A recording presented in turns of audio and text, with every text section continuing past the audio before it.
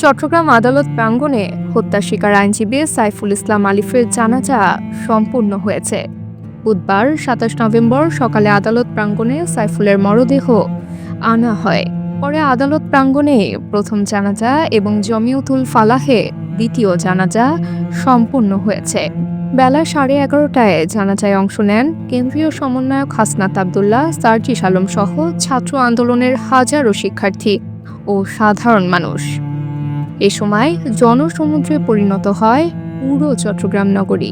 এ সময় দূর দূরান্ত থেকে লাখো মানুষকে আইনজীবী সাইফুল ইসলামের জানাজায় শরিক হতে আসতে দেখা যায়। সরেজমিনে গিয়ে দেখা যায় সাইফুল ইসলাম আলিফের জানাজায় সহকর্মী এবং পরিবারের সদস্যদের আহাজারিতে সৃষ্টি হয় হৃদয় বিদারক দৃশ্য। জানা যায় স্থানীয় সরকার উপদেষ্টা হাসান আরিফ সহ প্রশাসনের ঊর্ধ্বতন কর্মকর্তা এবং জ্যেষ্ঠ আইনজীবীরা উপস্থিত ছিলেন। এ সময় হত্যার ঘটনায় জড়িতদের বিরুদ্ধে ব্যবস্থা নেওয়ার আশ্বাস দেন উপদেষ্টা।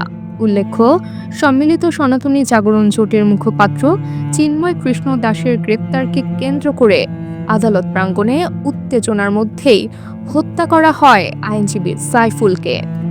AB news desk report.